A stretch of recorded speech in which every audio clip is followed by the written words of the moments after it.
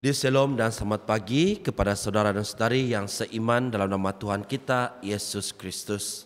Pada hari ini kita telah masuk minggu hari biasa yang ke-13 dalam tahun E.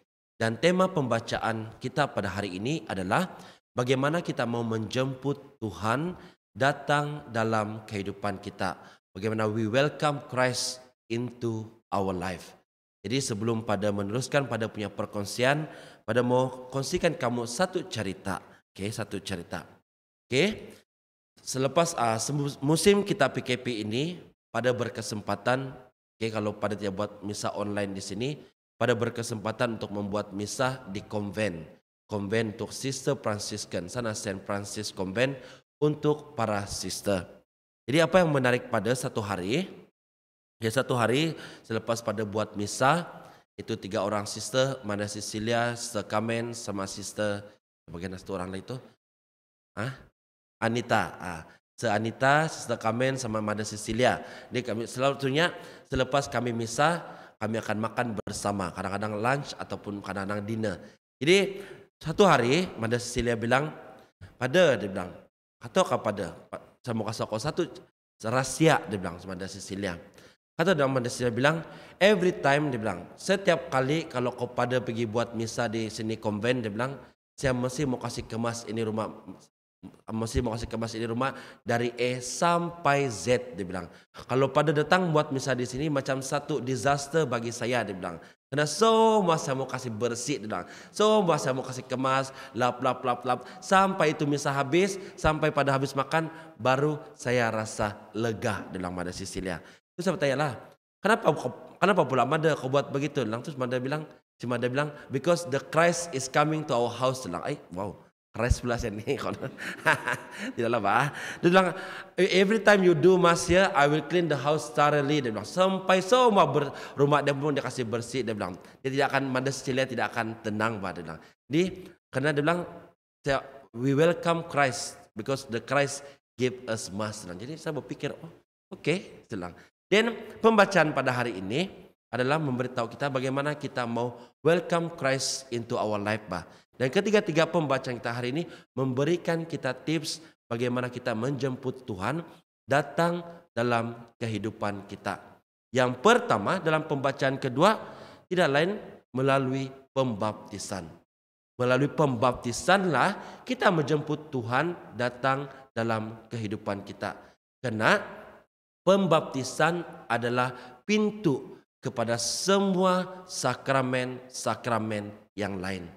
Jadi bagi kamu yang masih ada anak kecil, jangan biarkan anak kamu tidak dibaptis dalam gereja Katolik. Kalau kamu penganut agama Katolik, pastikan anak kamu mendapat pembaptisan, bah. Karena melalui pembaptisan inilah kita menjemput Tuhan datang dalam kehidupan kita, bah.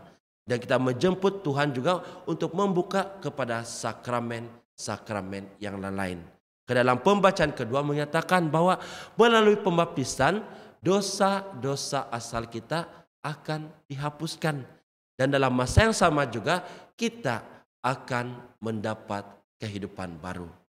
Jadi bagi kita yang sudah dibaptis, yang sudah lama menganuti agama Kristen, inilah yang kita mau bagi kepada orang lain, bah, yang belum percaya dengan Tuhan Yesus.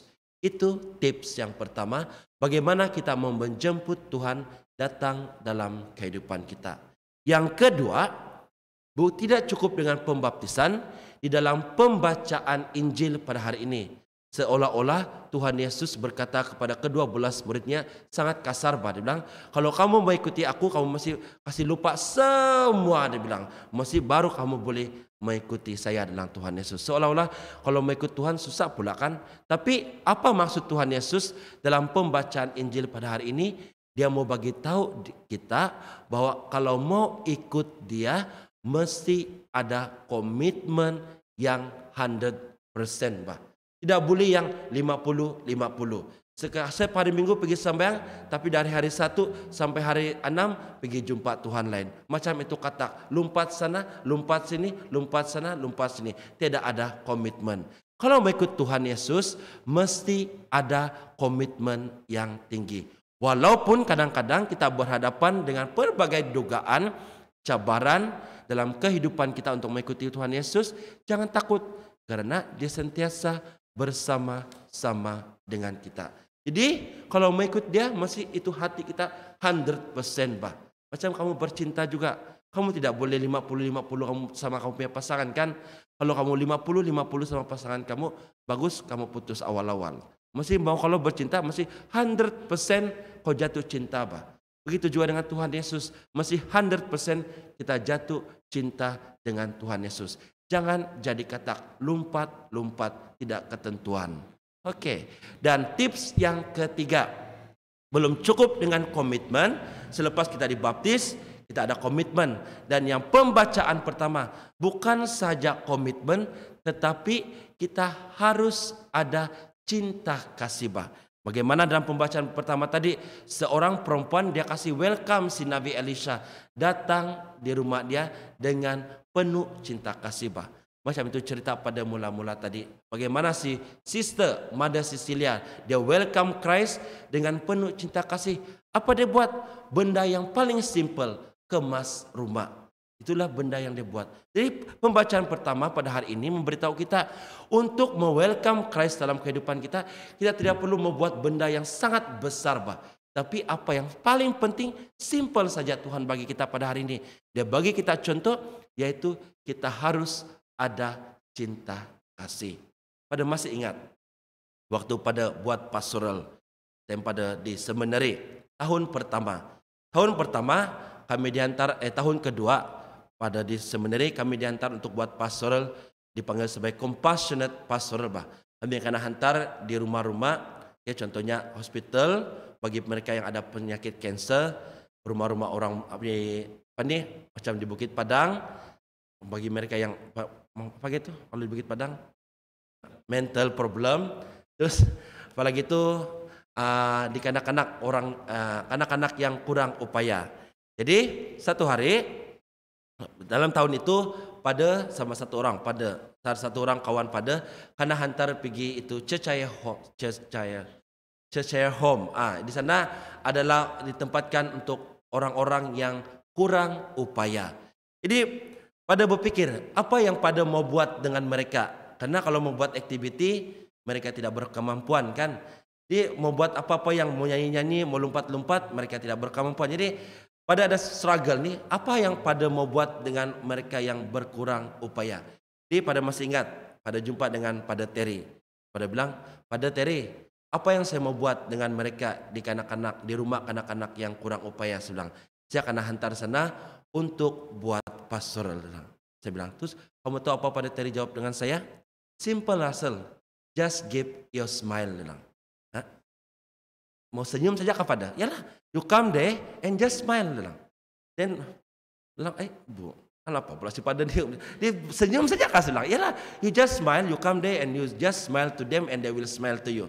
Dan sampai waktunya, saya pada dengan kawan pada pergi itu pastoral, pada sampai sana, pada bilang hai, dan pada senyum, dan pun senyumlah. Dan after that, kami punya hubungan saya dengan itu kanak-kanak kurang upaya dari saat itu bertambah baik bah. Walaupun pada tidak boleh berkomunikasi dengan mereka, tapi pada masih ingat dengan senyuman pada, mungkin manis sekali senyuman pada ini kan. Terus orang jatuh cinta sama pada. Jadi begitu juga dengan kamu. To welcome Christ, we no need to do the big thing bah. Only do the simple thing bah. What is that? Is love bah. Jadi pada hari ini, pada sarankan kamu yang berada di rumah, kalau hari ini ibu kamu selalu masak untuk kamu, apa kata hari ini anak-anak kamu masak untuk ibu kamu? Itu contoh kamu welcome Christ bah. Dan bagi suami, kalau selama ini si istri cuci kain kamu, apa kata hari ini kamu cuci kain untuk keluarga kamu? That is your show your love bah. Okay? Jadi pada hari ini semuanya pembacaan pada hari ini, pembacaan pertama, kedua dan ketiga menunjukkan kita bagaimana we welcome Christ bah. First, kita kena baptis. Yang kedua, full commitment. Dalam full commitment itu, dia cukup lagi, kita tambah dengan cinta kasih. Walaupun kadang-kadang kita tidak sempurna, tapi jangan takut, Tuhan sentiasa berjalan dengan kita. Karena Untuk welcome Christ dalam kehidupan kita adalah satu proses, bah. Ini tidak akan berhenti. To welcome Christ is a process, bah, a life process. Karena sedang dalam kehidupan kita ini, kita pasti akan berhadapan jatuh dan bangun, bah. Jadi jangan takut, Tuhan sentiasa menyertai kita. Tapi dalam masa yang sama, tanya dalam diri kamu, adakah kamu menjemput Tuhan untuk datang dalam diri kamu? Dan tanya juga dalam diri kamu, apakah penghalang kamu pada saat ini yang menghalang Tuhan untuk datang ke dalam diri kamu? Amin.